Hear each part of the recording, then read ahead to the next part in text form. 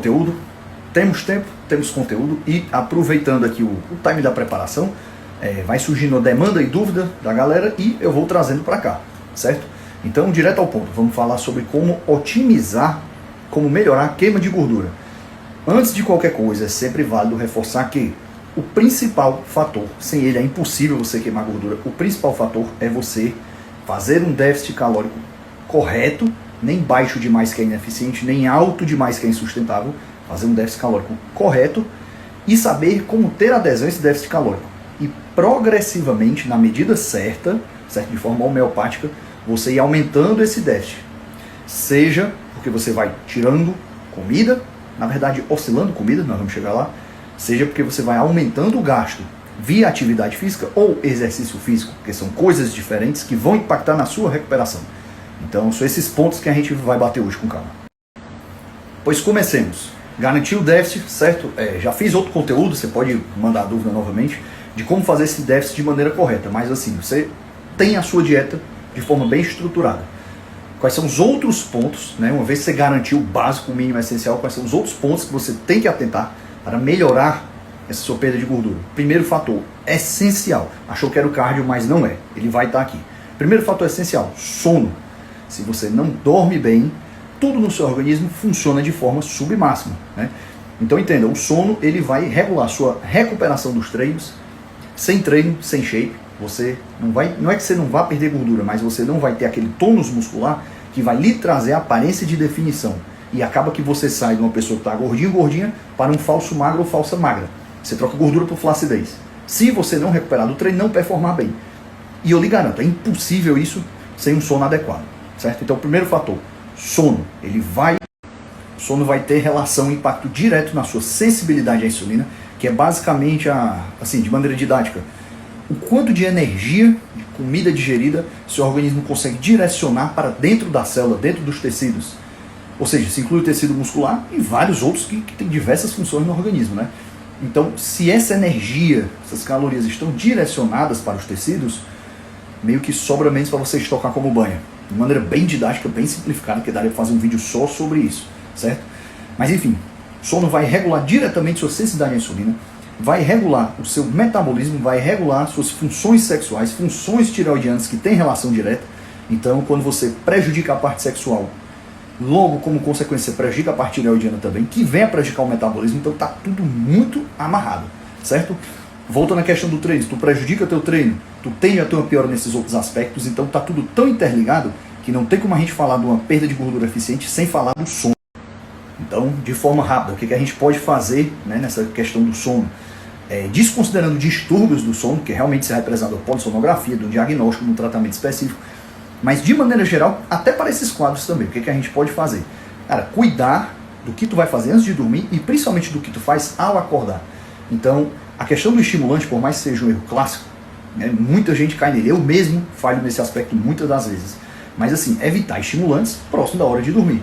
Principalmente a bendita cafeína, que tem uma meia-vida muito longa.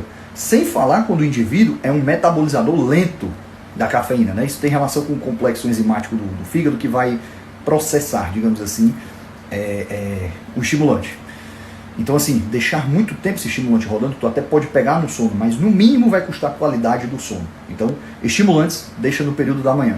Se tu realmente precisar, no período da tarde. Jamais à noite. Ah, mas eu treino à noite. Qualquer coisa, menos estimulante. Primeiro ponto, sempre é esse. Segundo ponto, o que tu faz imediatamente quando tu desperta, também tem muita relação no momento que tu vai dormir. Então, acordou, despertou, 2 pontos essenciais, que tu tem que cuidar disso, não só para o sono, mas para a vida. Primeiro, exposição o mais imediato possível à luz solar. A gente tem genes chamados genes clock, de relógio em inglês, e tu consegue acionar esses genes, né, quando a luz solar, enfim, penetra pela retina, pelo olho. Então é como se teu dia começasse a contar no momento em que tu é exposto à luz. Pode ser essas luzes de quarto também, mas nada como a luz solar, né? Ela é bem mais forte, bem mais eficiente nesse sentido, certo? Então, luz solar imediatamente assim que tu acordar. Não imediatamente o bendito café, tu pode deixar ele pelo período da manhã, mas pelo menos 1h30 depois do despertar.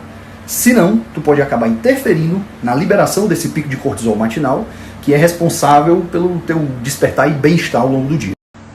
Por fim, tem vários manipulados aqui que a gente poderia entrar, glicina, GABA, 5-HTP pode ser meio duvidoso às vezes, né? Então, iria nesses dois antes. Ashwagandha não é exatamente algo que vai induzir o sono, mas ajuda com a questão do relaxamento. Melatonina eu particularmente acho meio duvidosa também. Tem gente que se dá muito bem, tem gente que até consegue, quando você superdosa a melatonina, ter uma indução de sono, apesar de que ela não é feita para isso. Mas muita gente pode ter uma espécie de insônia terminal, meio que a pessoa acorda ali no meio da noite e não consegue voltar a dormir. Então, melatonina eu só usaria no caso de que assim, você está condenado a ter um sono ruim. Você foi dormir muito tarde, você necessariamente vai acordar cedo. Você meio que joga a melatonina para não sentir tanto esse baque. Mas eu teria cuidado com a questão da melatonina, certo? Então eu iria de glicina e GABA inicialmente, passiflora também, pode ser interessante. Mas ainda não substituir a questão da luz solar, evitar estimulantes e 1h30 café. Falamos muito de sono, vamos para o ponto seguinte. Não sature seus receptores adrenérgicos. É basicamente os receptores onde seus estimulantes irão se ligar. Não que seu emagrecimento e sua perda de gordura dependa de estimulantes. O efeito termogênico deles é muito baixo. Se você superdosar uma cafeína, mas sentar a mão mesmo, talvez isso te gaste ali e te torre algo de 100, 120 calorias. Isso superdosando, certo? Então assim, é muito pouco. Mesmo que tu pegue um apurado de uma semana para dar 700 calorias, pô, a gente consegue começar a conversar, né? Principalmente a pessoa que está muito restrita. Mas ainda assim não chegaria nem perto de um clenbuterol da vida. Reforçando, isso é uma medicação veterinária, então é óbvio que eu não estou indicando uso, eu só estou dizendo que para efeito termogênico não é interessante. É interessante por quê? Porque estimulantes são ótimos supressores de apetite, tu consegue ter uma adesão melhor à dieta, e como o nome diz, eles são estimulantes. Quando tu está restrito em comida, tu pode ter essa queda, né, de performance para tudo. E é aqui que eles entram, então não sabe. Chegamos no cardio. Onde que o cardio vai entrar? É o mesmo ponto. Ele até vai, claro, por consequência, te gerar algum gasto a mais. Então tu não vai precisar pesar tanto a mão na dieta. Mas jamais use o cardio como uma forma de comer mais. Ah, se eu fizer mais cardio, então dá para eu secar comendo mais. Não é esta a ideia, certo? Até porque é uma conta difícil de bater. É muito cardio, é muito volume de cardio que tu precisa fazer para queimar poucas calorias. E aí qual é a consequência disso? É tu abusar do volume e ou da intensidade desse cardio, ele competir pela tua recuperação com o treino e o processo ficar ineficiente, por outra via, certo? Então, onde que entra o cardio aqui? Primeiro, questão da sensibilidade à insulina, tal qual o sono. Ele vai ajudar e muito nesse fator, né? O que ele gastar de calorias é lucro. Segundo ponto, eficiência mitocondrial. Basicamente, a mitocôndria tem influência direta na tua oxidação de gordura. Não confundir lipólise com beta-oxidação. Esse segundo cenário tem influência da mitocôndria, que é o que o cardio... Ou seja, se o cardio melhora a tua eficiência mitocondrial, que isso por si vai melhorar a tua oxidação de gordura, significa o que na prática? Ah, minha perda de gordura não depende do déficit calórico? Depende. Mas, se tu oxida gordura com maior eficiência, significa o quê? Não que tu vai emagrecer mais, mas que você vai secar mais rápido.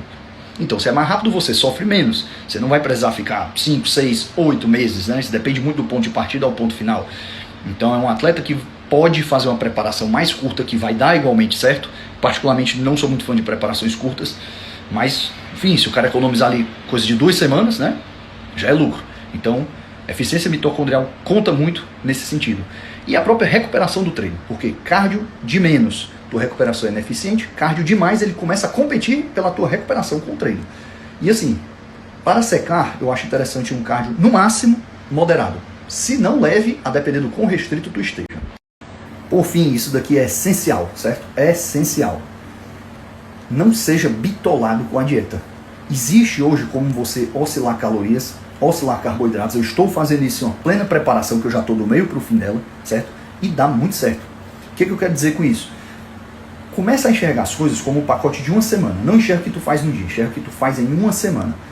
Então, por exemplo, se tu vai ter um evento, se tu vai ter uma coisa ali que tu sabe que tem uma oportunidade boa, não vai sujar essa dieta de graça, mas aconteceu de tu comer a mais, cara, até certo ponto, de forma inteligente, tu consegue compensar nos outros dias. Tu precisa sustentar um déficit calórico, talvez não nesse dia que tu comeu a mais, mas no pacote da semana. Então, tem como tu fazer realocações de forma estratégica e inteligente, de uma maneira que tu consiga ter uma adesão maior à dieta, porque tu vai comer umas porcaria aqui e acolá, sem prejudicar a tua bendita performance. Então não adianta tu socar comida um dia, zerar o carbo no outro e cair o teu treino, cair teu rendimento. Fechou? Não seja bitolado, seja inteligente. E por fim, já chega da minha cara aqui, por fim, o que é que eu quero dizer? Você secar é relativamente fácil. Você só precisa, de maneira bem resumida, você só precisa fazer um déficit consciente e saber sustentar ele. Se você for um aloprado ou aloprada, você até consegue comprar e forçar esse emagrecimento. Então tu vê que não é difícil. Então se essa pessoa se entupir de fármaco, ela vai conseguir comprar, forçar esse emagrecimento. E se você for pé no chão, você consegue fazer esse processo de maneira relativamente fácil e até rápida. O que é difícil, entretanto? É você sustentar esse emagrecimento.